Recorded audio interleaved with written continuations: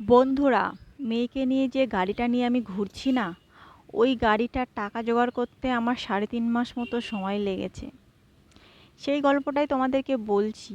দেখো, টাকাটা জীবনে ভীষণ ইম্পর্টেন্ট। সবাই বলে টাকা দিয়ে কি হবে, টাকা দিয়ে কি হবে, টাকা ছাড়া কিচ্ছু হয় না। হ্যাঁ, তো প্রেম করে বিয়ে করেছিলাম একটা ভালো ছেলে দেখে, ঠিক আছে। কপাল দোষে আজকে আমি ভাড়া বাড়িতে থাকি। তার জন্যই বলছি যে মেয়ের এই মানে গাড়িটা 3.5 মাস সময় লেগেছে আমার টাকা জোগাড় করতে। কারণ যা ইনকাম হয় এই যে ঘর ভাড়া দিতেই আমার হয়ে যায়। আর গুড মর্নিং। আর এই যে আমার স্কিনে মানে আমি খুবই একটি মানে ভালো সবসময় টিপটপ থাকতাম, এরকম মানে সবসময় প্রত্যেক মাসে একটা ফেসিয়াল করতাম। আর আজ আমার মুখের যা হাল, একটা ফেসিয়াল করার মতো মানে টাকা নষ্ট করার মতো টাকা আমার কাছে নেই। তো যাই হোক, সকালবেলা চাটা খেয়ে নিয়ে আমি চান ধান করে নিয়েছিলাম। আজকে না মেঘলা মেঘলা ওয়েদার ছিল।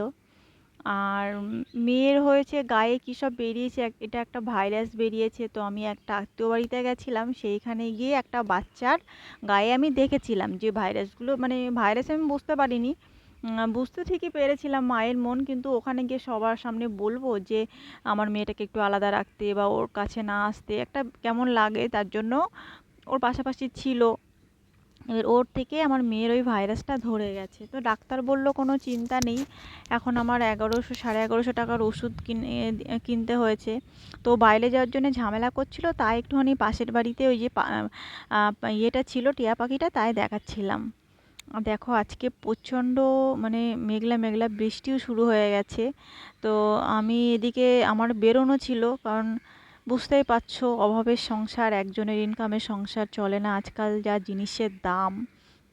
তো আমিও কিছু হাতের কাজ করি।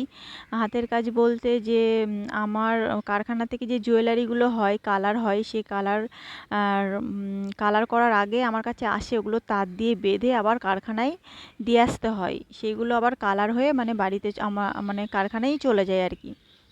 তো আমি মালটা আনতেই যাচ্ছিলাম। তো তাড়াতাড়ি এদিকে বৃষ্টির মধ্যে আমাকে বেরোতেই হতো, কিছু করার নেই। এইদিকে আমি পটল, পাকা পটল এইভাবে ভেজে নিচ্ছিলাম, হালকা করে ভেজে তারপরে হচ্ছে কি যে মাখবো এটা আর কি। মানে ভালোই লাগবে। এখন কি করব তাড়াহুড়োর মধ্যে, আর মাছের ঝোল করব। আর মেয়ের যেহেতু গায়ে ওসব বেরিয়েছে, মেয়ে আমার বুকের দুধ খাইস, তার জন্য আমি মাছটা ছোবো না, আমি শুধু এই পটলটা মেখেই খাবো আর কি। পাকা পটলটা ভালোই লাগে, একটু মিষ্টি মিষ্টি লাগে। আর ভালো না লাগলেও কিছু করার নেই, খেতে হবে এই আর কি। আর বন্ধুরা, দুঃখের কথা কি বলবো, কারোর সঙ্গে যদি বলবে না, সে তোমার কাটা গায়ে লবণের ছিটে দেবে। তার জন্যে মনে করলাম যে একটা ইউটিউব চ্যানেল খুলি, যেখানে কোনো আত্মীয় স্বজন কেউ থাকবে না, যেখানে আমি আমার মনের কথা শেয়ার করতে পারবো। তার জন্যই আর কি এই ভিডিওগুলো আমার বানিয়ে ছাড়া আর কি। তো যাই হোক, মাছের এই যে ঝোলটা করে নিচ্ছিলাম। আমার না অল্পতেই প্রচণ্ড গরম লাগে, যার জন্য ঘেমেও গেছি মেঘলা মেঘলা ওয়েদারের মধ্যেই। তো কী আর করবো, এদিকে কিন্তু খুব বৃষ্টি হচ্ছিল আর আকাশটাও ডাকছিল। বন্ধুরা, অনেক আশা নিয়ে আমি না ইউটিউব চ্যানেলটা খুলেছি, যদি আমি কোনো দিন কোনো রকম এখান থেকে উপরে উঠতে পারি, তো তার জন্যই খুলেছি।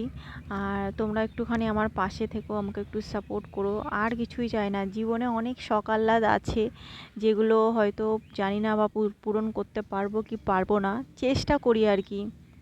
আর এদিকে প্রচণ্ড বৃষ্টি হচ্ছিল, আকাশ ডাকছিল। আমার মেয়ে না ওর বাবার কোলে চুপ করে বসে আছে, তুলটাকে জড়িয়ে ধরে। ঠিক আছে, একটা অনুভূতি, মানে আমাদেরই নিজেদের ছেলেবেলার কথা মনে পড়ে পড়ে যায়। যাই হোক, ভিডিও ভালো লাগলে একটুখানি লাইক করো।